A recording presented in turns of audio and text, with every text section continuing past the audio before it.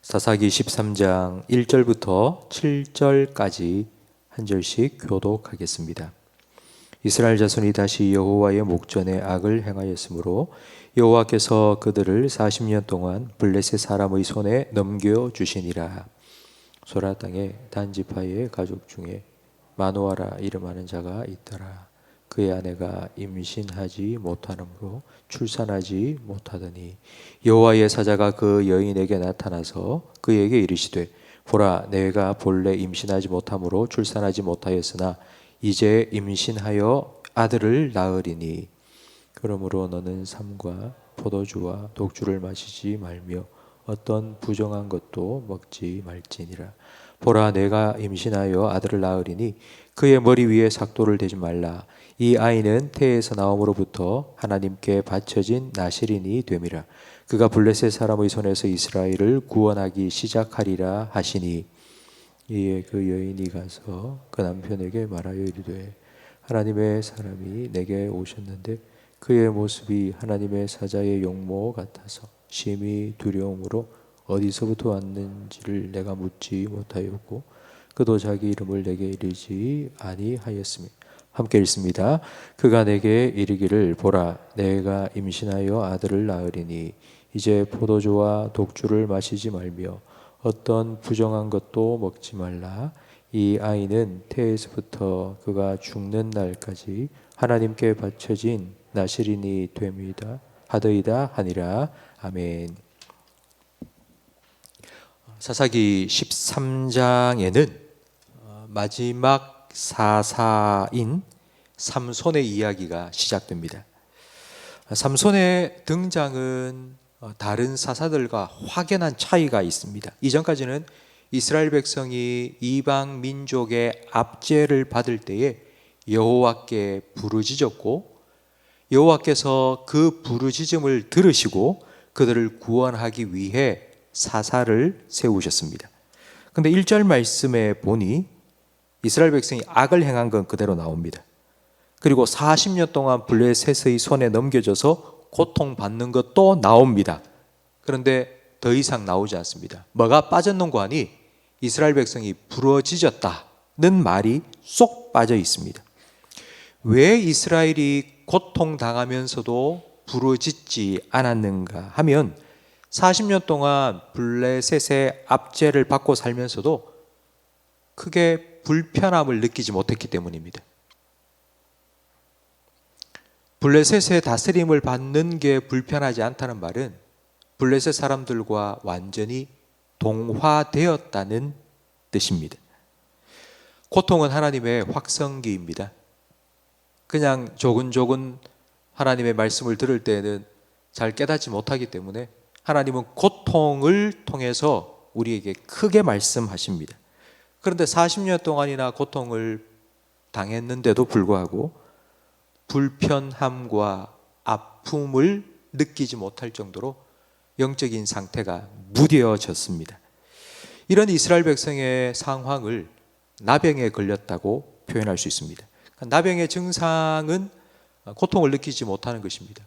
벌벌 끓는 냄비가 있는데도 그 냄비를 손으로 잡았는데도 고통을 느낄 수가 없습니다.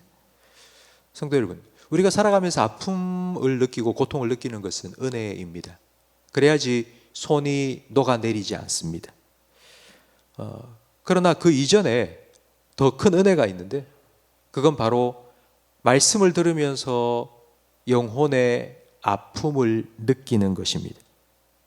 아픔을 느껴야지 돌아설 수 있고 더 나빠지지 않을 수 있습니다.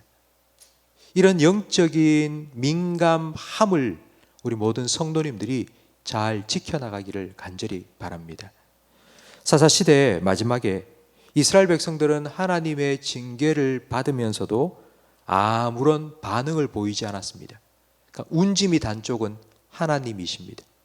하나님께서 40년 동안 기다리고 기다리셨는데도 살려달라고, 내가 잘못했다고 이스라엘 백성이 부르짖지 않자 이스라엘을 위하여서 한 사람을 하나님께서 준비시키십니다. 2절 말씀에 보니 단지파 가족 중에 마노아라 하는 한 사람의 가정을 소개합니다. 그 사람의 가정에는 불임이라는 문제가 있었습니다.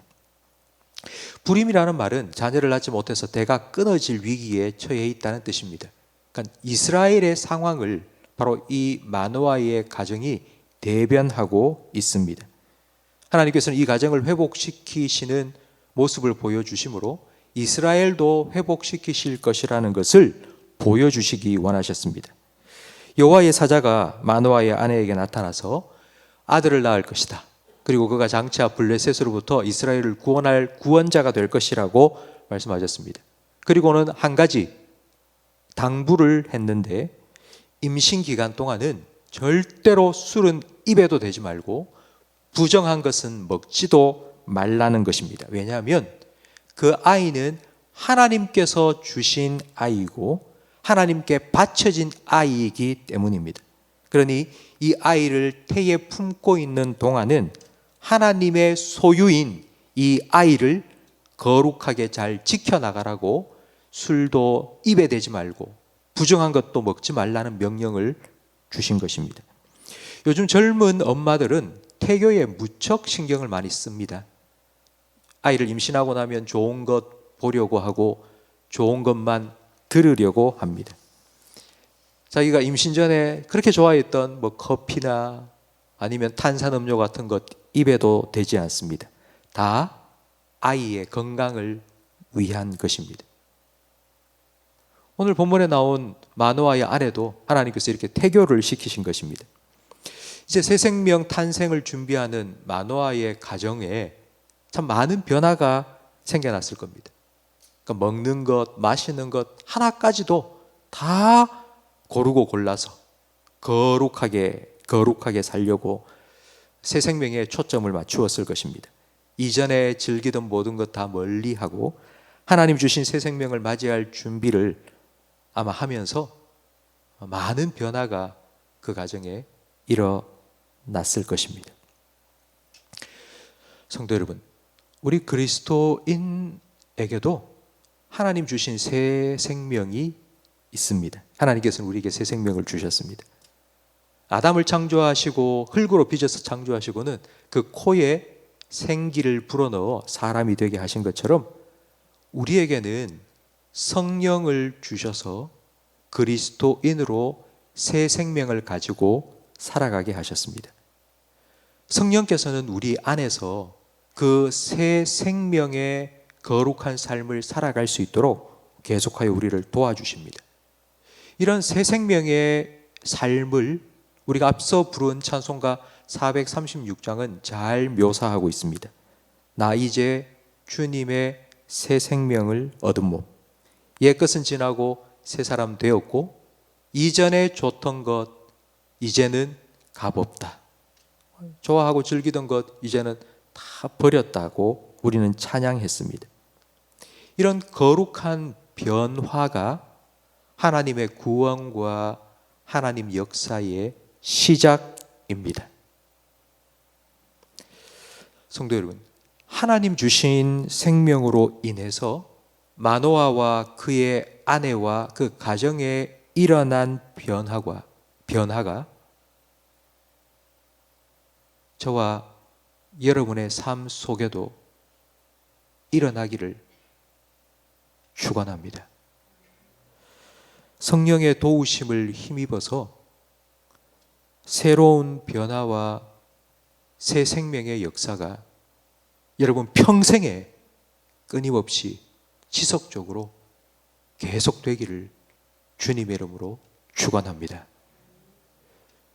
우리의 변화를 통해서 우리 함께 살아가고 있는 우리 가족들에게 그리고 우리 이웃들에게 이 변화의 영향력이 계속하여 흘러가기를 주님의 이름으로 축원합니다. 기도하겠습니다. 하나님 아버지, 우리를 구원하여 주시고 그리스도인으로서의 새 생명을 허락하여 주시며 그 새 생명을 가지고 살아갈 수 있도록 성령님을 우리에게 보내어 주시니 감사합니다. 성령을 근심케 하지 않고 성령님께서 주시는 성령의 소욕에 순종함으로 거룩한 삶을 살아갈 수 있도록 영적인 민감함을 잃지 않게 해 주시옵소서. 말씀 앞에 설 때마다 그 말씀에 비춰진 나의 모습을 보고 깨달을 수 있는 은혜를 허락하여 주시옵소서.